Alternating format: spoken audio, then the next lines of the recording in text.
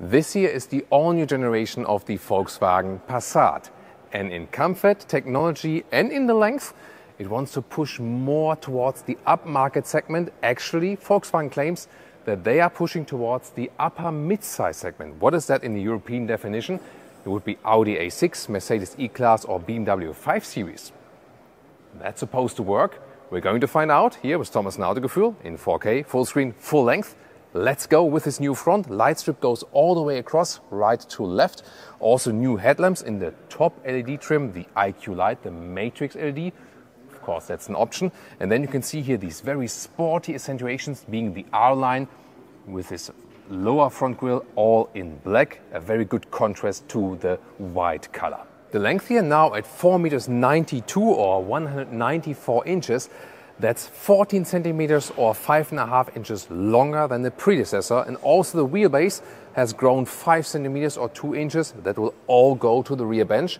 We're going to find out about the legroom very soon. Wheels up to 19 inch. These are the biggest ones and they are also in this aerodynamic styling. Once again, a large contrast to the white exterior.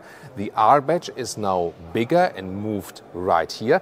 And technology-wise, suspension is the key thing because they want to lift the comfort, at the same time sportiness. How they do that? The DCC is now called DCC Pro. It's an evolutionary upgrade and now works with a 2-valve shock absorber, and that is giving you a wider span between comfort and sportiness. We'll find out soon in our driving test. Here you can see, obviously, this is the Estate or the wagon or Kombi, as we say in German, because the sedan of the Passat is no more. Maybe you've already seen in the design that the new Passat is aerodynamically optimized, moving the CD value from 0.31 to 0.25. That is a massive upgrade and will also lead in a lower consumption. And then you can see this rear lining. I mean, it's a little bit more sensual and sporty. What is that supposed to mean? I can tell you, because this is also going to replace the Arteon shooting brake. Not now, but in a couple of years. So this is basically working, as a replacement for two vehicles at the same time.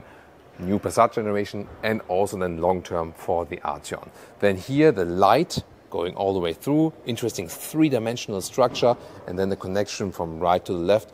And once again, the optional R-Line adds these sporty accentuations in the lower part. Turning indicators in the front, in the higher LED trim levels, it's also with this cascading effect and really very wide. I think you can't miss that when someone is turning. Turning indicators in the rear, also with the cascading function then here.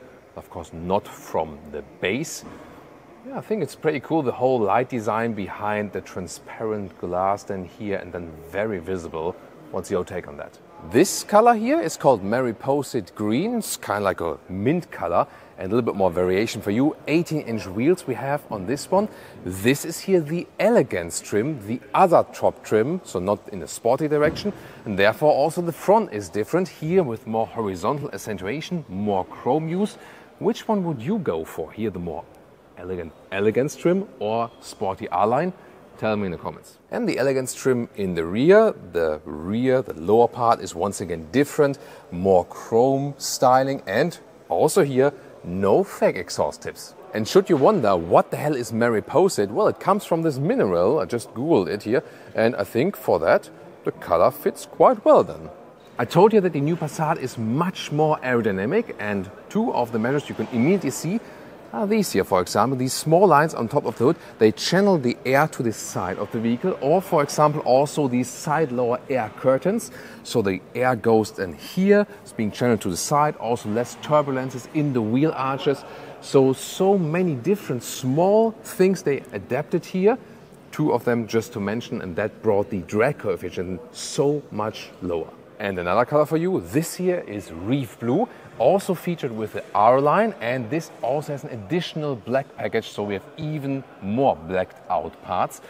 Here also with special 19-inch wheels in an aerodynamic styling. So to be more upmarket, yes, suspension technology and also the length increase for the rear legroom.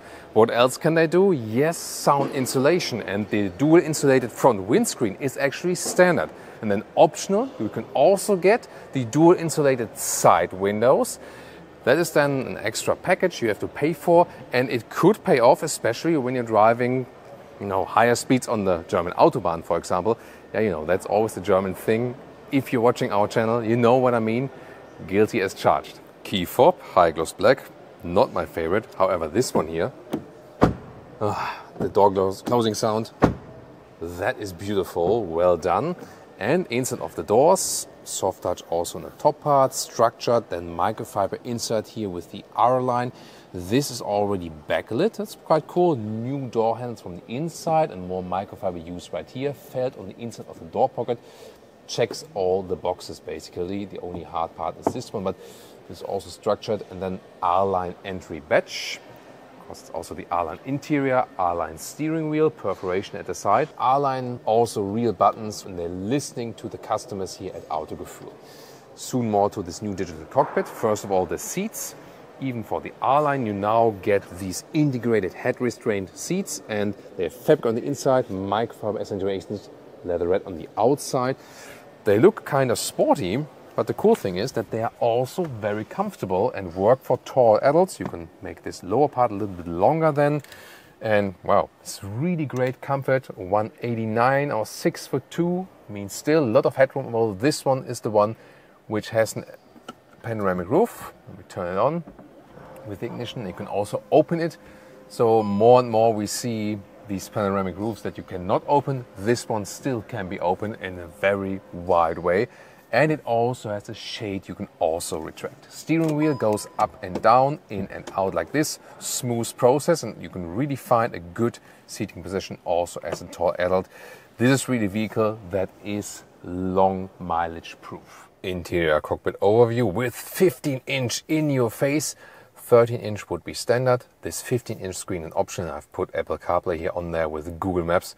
Wow, the advantage is you can very well see that, and you're in a way less distracted when things are larger, because then it's just less effort to look at them. And also when you here press things, it's also less effort then.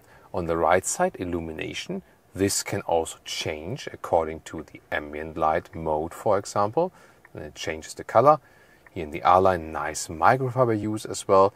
And then these lower sliders here for the temperature, they are now at least backlit. You could also change the temperature in here, but yeah, depending on what you like. On the steering wheel, I once again enjoy these real buttons I can press, for example, also to change the view in the infotainment system, like this analog digital view or this dual view and so on. I'm not sure if you can see it yet, but here this digital instrument now features an anti-reflective coating. An important update, the Passat now gets a real head-up display projected into the windscreen, not like this separate plexiglass layer that was popping up before.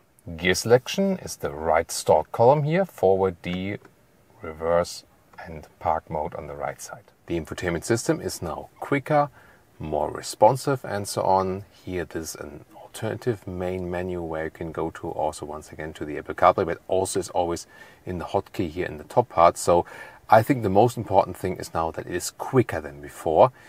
The massage seats can also be activated here, for example, or once again the climate unit up close. So I prefer real climate knobs. They are also going back to that in all new models in the future. But here at least you have a quick screen now and with better overview and so on. There's the camera system here, by the way. So I think big improvement. What about the voice assistant? Pressing the button at the steering wheel. I'm hot. Yeah. Sure, it will get cooler at the front left shortly. Okay, that works. New middle console here with these sliders. Then you have adaptive cup holders.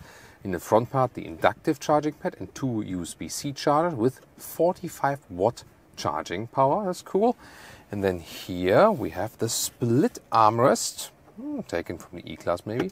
And then you open it, and then you have this additional storage here you can put out. That's interesting. What would you put in there? And underneath, more space. Rear seats, first of all, inside of the doors, we have plush materials as well. That's nice. Also the illumination and microfiber in the R-Line. And then this is the main thing. So much legroom. Yeah, reminds you of a Škoda Superb indeed. So this is the seat as I would be driving as a tall person and still have ample of legroom. And headroom, no problem, although it's design-wise, you know, a little bit more fluent and so on, but there's no problem at all actually. And it's super comfortable in the rear. Also business for the rear seats. You also have seat heating for the rear seats if you like, this top option here.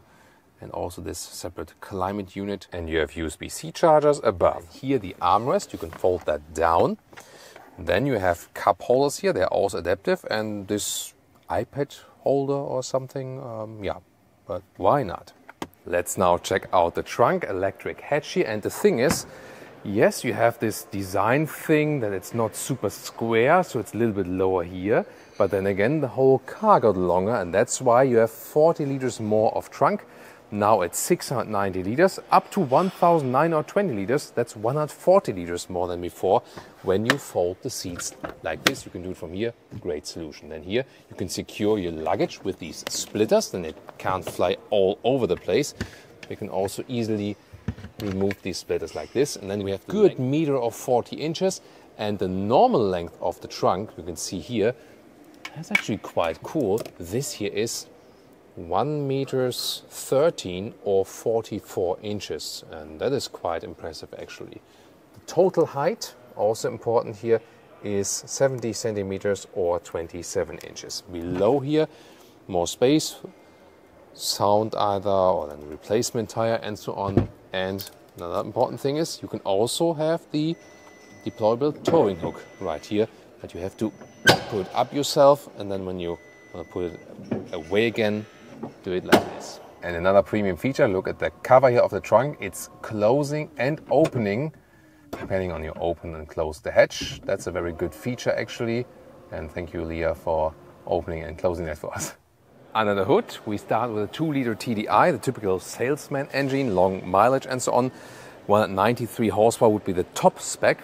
And that one comes with all-wheel drive, but you can also get 2 other cheaper ones with a little bit less horsepower. Then the 1.5 TSI, the turbo petrol engine, mild hybrid, 150 horsepower, or then the bigger 2-liter TSI, also 4-cylinder engine, and they're in the top 265 horsepower spec, also with all-wheel drive. Biggest update will be with the plug-in hybrid, that one based on the 1.5 turbo petrol engine, and then now with 20 kilowatt hours net battery, so doubled the battery capacity, also doubled the electric range. I would say realistic one, 80 kilometers or 50 miles, something like that. And now also quicker charging, 11 kilowatt AC or 50 kilowatt DC charging. So what do you think? Does it work to put the Passat more upmarket?